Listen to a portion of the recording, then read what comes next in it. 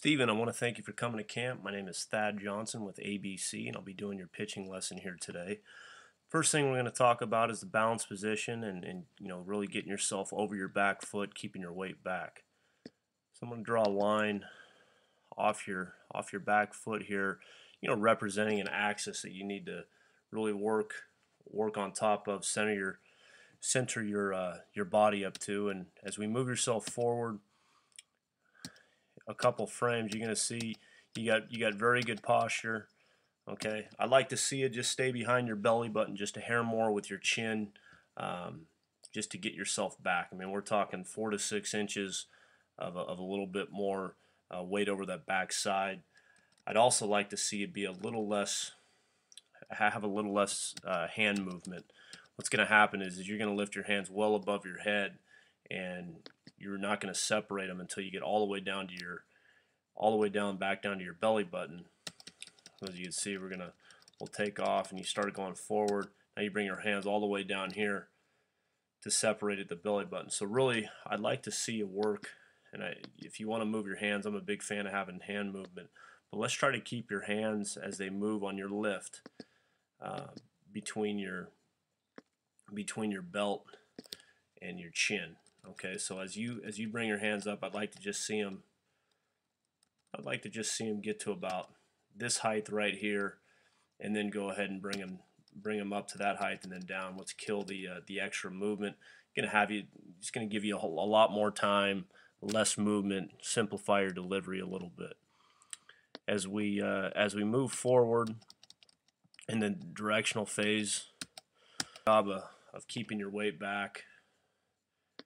Always look for a slight tilt in the hips. Head's looking forward. Okay, on that initial movement, which is a good thing. Let's do a better job with your shoulders, though. However, Stephen, I'd like to see you get those shoulders in line a little bit. You're real closed off with that front side, and what's going to happen is as much as you keep your hips loaded up, okay, your top half becomes almost loaded back to a point where you never really get it to get out front. And what happens is, so your weight's back so much on your top half, okay, and ideally we'd like to see it be a little bit more up and down. So you're looking to make an adjustment of, again, a few inches to get that head and that chin in line with the belly button.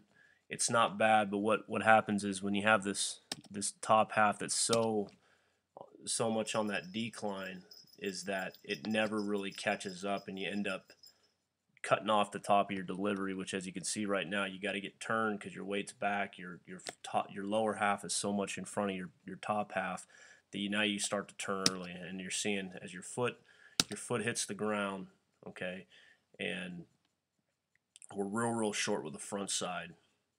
Ideally, a lot of the big league pitchers, when they get to foot strike where you're at, okay, their glove and their foot are going to be on the same line. Your hips are in a good position. They're starting to open up, okay, but what's going on here is you're still leaning back, and your top half is on this tilt. So now you're really going to be throwing underneath the baseball. It's going to be real difficult for you to get on top of the ball and drive through the pitch, get extension out front. So a great drill to work on would just be a loaded drill, a loaded positional drill, and I call this the position you're in right here, the loaded position. And the position you're looking for to be in when you get this thing right, as we back up, would be probably more in line with about where you're at right here. Okay, as you see, you got a little bit more distance with the front side, but you're going to put yourself in the loaded position and then work on just shifting your weight back, okay, and shifting it forward.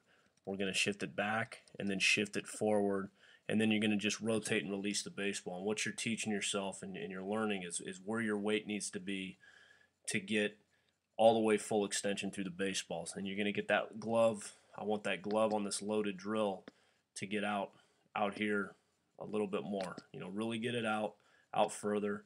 One way you're going to be able to get it out further is you're going to take your top half and you're going to take that tilt out of it, all right, and you're going to level it up, and that should you're going to get yourself into this area right here. What that also is going to do is going to get that front side a little bit out over that front leg, so you can go get it and drive through the pitch.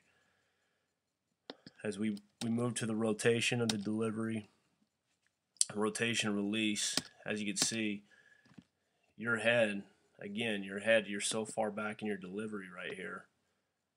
All right, you're back behind your front leg. Ideally, we'd like to see that head and that back get out over the front leg, creating a wall out in front. What it's going to do, it's going to take that release point.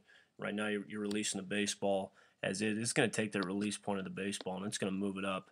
You know, we're talking 4 to 6 inches. The closer you can release the baseball to home plate, the better. It's called perceived velocity.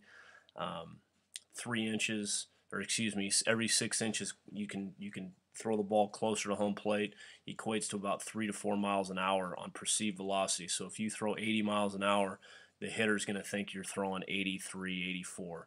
If you can increase that distance, or I guess decrease that distance to home plate on your release.